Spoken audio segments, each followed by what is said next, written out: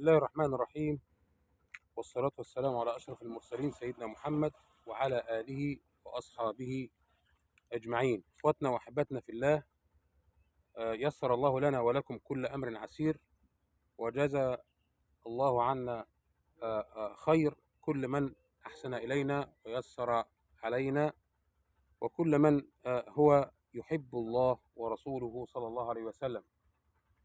إخوتنا وأحبتنا في الله، النهاردة هتكلم في موضوع قد يكون من وجهة نظر البعض انه قد يكون موضوع صغير، لكن الموضوع كبير كبير جدا جدا جدا جدا الى ابعد الحدود، الى ابعد ما تتخيلون. الحقيقة يعني انا هتكلم في موضوع العلماء والحكماء والوعاظ. اين العلماء؟ فين العلماء؟ فين العلماء الموجودين؟ فين العلماء الموجودين اللي هم يبينوا امر الدين؟ اصبحنا دلوقتي احنا 30 او 100 او 100 و 120 مليون نسمة او اكتر او اقل، كلنا مفتيين، كلنا بنفتي، كلنا بنهبط، كلنا بنهري، كلنا بنهري وبنقول اي كلام في اي كلام. اخواتنا واحباتنا في الله، بنقول اي كلام في اي كلام. طيب، اي واحد عايز فتوى، اي بيتكلم اي واحد وخلاص، مش مشكلة يكون مين، مش مشكلة يكون بيشتغل ايه، المهم يكون يعني على الاقل انه بيخش مسجد وخلاص. لا، العملية مش كده. العملية لازم تتنظم، ولازم أن يكون في حاجة اسمها العلماء والفقهاء اللي هم يقدروا يفتوا الناس في أمور دينهم ويفهموهم أمور دينهم. لكن للأسف إحنا ما عندناش ده. لكن للأسف إحنا ما عندناش ده خالص، وما عندناش ثقافة إن أنا أسأل عالم، وإلا عشان أخاف أقع في خطأ، أو أسأل واحد يكون فقيه في الدين عشان ما أقعش في الخطأ. لا، من دماغنا لو مجرد ان انا لو كتبت مساله فقهيه على الفيسبوك او على اي منصه من منصات التواصل الاجتماعي، هتلاقي 1000 واحد يقول لك يجوز ولا يجوز. 1000 واحد، 1000 واحد يجوز ولا يجوز. خلاص، بقى ايه؟ بقى الكل. حتى مسائل الطلاق بدأ يفتى فيها من ناس مش عارفين شيء. مسائل فقهيه عظيمه، مسائل فقهيه جامده جدا. مفيش. لكن هل ده عيب الناس بس؟ لا، عيب ان البلد اصبح ما بقاش فيها وعاظ، ما بقاش فيها فقهاء، ما بقاش فيها علماء. واللي شايف حد عالم يجي يكلمني يقول لي ده عالم وانا اشاور عليه، ويقول لي هي العلماء خطبة يوم الجمعة وبس؟ اطلاقا. هي العالم امام وخطيب مسجد؟ اطلاقا. لا لا، خالص خالص من اساسه. يكون على قدر من العلم وممكن يفتي، وده شيء مجاز وكويس. لكن قلما تيجي تلاقي واحد يعني عنده احكام فقهيه يقدر يفتيك ويقدر يقول لك ده حلال ولا ده حرام. قلما بصراحه يعني. فخلاص، من هذا الباب حتى كمان الوعاظ ما عادوش ما بيتكلموش ولا بيقولوش قال الله ولا قال رسول الله ولا النبي صلى الله عليه وسلم حكم في هذا الامر بالشكل الفلاني ولا بالشكل الفلاني في ايه، في الامر ده، في الامر ده. طيب، هو احنا هنوصل بالدين ان احنا هنضيع، احنا هنبتدي نضيع، وهنبتدي نفقد حاجات كتير، وهنبتدي نحلل حرام ونحرم حلال. يعني هنبتدي نحرم حلال، ده إن لم يكن احنا بقى قطعنا باع طويل في تحريم الحلال وإحلال الحرام. فين الوعاظ؟ فين العلماء الموجودين؟ انا مش هتكلم عن طريق بلدنا بس، انا بتكلم على كل الخط ده. شباب اصبح ضايع وما عندوش قيم ولا مبادئ. رجال فقدوا عقولهم، نساء فقدوا حيائهم وانوثتهم، واتجهوا اتجاهات تانية كتيرة هيقولوا هو متحامل على النساء. لا، انا مش متحامل على النساء، انا مش متحامل على النساء بس، لكن على الرجال والنساء في نفس الوقت. في نفس الوقت يا جماعة، على الرجال والنساء. نساء بلا حياء موجودة، نساء بتدير شبكات دعارة موجودة، نساء بت بتحلل حرام وتحرم حلال موجودة، نساء مصرة ومعاقرة على الزنا موجودة، رجال نصابين موجودين، رجال أفاقين موجودين، رجال منافقين موجودين. الله، هو مفيش حاجة حلوة يا عم؟ لا، فيه، بس الوضع الحالي بدأ أصبح الوحش يطفو على السطح، ولما يطفو على السطح يبان. انا مش شايف دلوقتي القاع بتاع البحيره دي او بتاع الترعه دي، مش شايف القاع، لكن شايف اللي طافي على الوش. اللي طافي على الوش اشياء فيها قذرات، فيها مش عارف ايه، فيها. فبالتالي انا بالتالي فقدت اشياء كتيره جدا من القيم والمبادئ. اللي انا بصراحه انا حاسس ان الواحد بيقول زي المثل اللي بيقول بيأذن في ملطه. يعني ما اعرفش، حتى يعني سيبك من اللي بينقض ويقول لك ده طالع مش عارف ايه. لا، ملناش فيه خلاص. لا، ملناش فيه. سيبك من ده خالص، يعني سيبك من اللي بيقول ايه، من اللي يعني بيقول هو طالع بيقول بيعمل بروباجندا. يا عم اطلع واعمل زي، اطلع واعمل زي، وقول للناس، فهم الناس.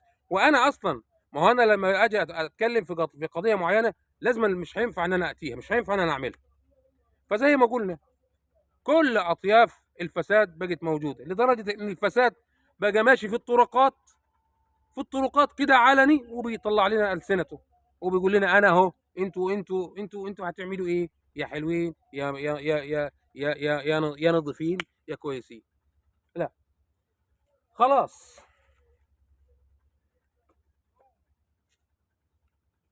لا في واعظ، حتى الوعاظ الموجودين، عايزين وعظ، عايزين وعاظ. مش مش انقصا من شأنهم ابدا، ولكن يعني انت واعظ، يا واعظ الناس ابدأ بنفسك. طب انت لما تكون انت واعظ وفي بلد قرية زي دي، طب ما تركز فيها. طب ما انت انت بيبعتوك وعاظ في نوادي وفي كذا وفي كذا وفي كذا. طب ما الاولى بيك انك انت ايه، بلدك. بلاش انك انت هتروح مثلا النوادي او ابصر مدرك الحكايه وانت مش مكلف في بلدك. لا، انت مكلف في بلدك بدون تكلفه رسميه. يعني انت مكلف في بلدك بدون تكلفه رسميه. طيب، نركن الجماعه دول. بعد كده الخطباء خطيب وامام المساجد، خطباء وامام ائمه المساجد، اصبح الان هي وظيفه يخش، وانا منهم مثلا. الله اكبر، اوب، السلام عليكم، السلام عليكم، السلام عليكم، يلا مع السلامه. هي دي الوظيفه المعهوده يعني. لا فقه، ولا تقعد مع الناس تفهمهم، ولا هتقول لي بتقعد في بص، ربنا سبحانه وتعالى يعني لابد اي عمل كويس لابد هتلاقي اثاره. في ميه، في حواليها خضره، في ميه في حواليها خضره، ما فيش ميه، في حاجه زرع ناشف. فين الاثار، فين المترتبه، فين الاثار المترتبه على كده؟ كلكم يا ائمه، كلكم يا خطباء، كلكم يا علماء، كلكم يا شرفاء، كلنا عارفين ان في زنا، وعارفين ان في آه نفاق، وعارفين ان في وساخه، وعارفين ان في قله ادب، وعارفين، ولكن ما بنتكلمش، بنخاف. اصلنا بنخاف، اصل الواد ده مجرم، يا عم ابعد عنه. يا عم طب اطلع اوعظ الناس ووعظ الناس واتكلم في الناس في الخير. لا، انا مالي يا عم، ابعد عني. اظن طبعا كتير من الجماعه البرم يفهموها، ابعد عني واشتغل. لا، ما هكذا امرنا الدين، ولا هكذا امرنا رسول الله صلى الله عليه وسلم. الرسول صلى الله عليه وسلم حديث صغير خالص خالص: تركت فيكم ما إن تمسكتم به لن تضلوا بعدي أبدا، كتاب الله وسنة رسوله صلى الله عليه وسلم. في جوانب مضيئة، في محفظين للقرآن وفيه، لكن أنا مش عايز كم حفاظ، أنا عايز كم عمال.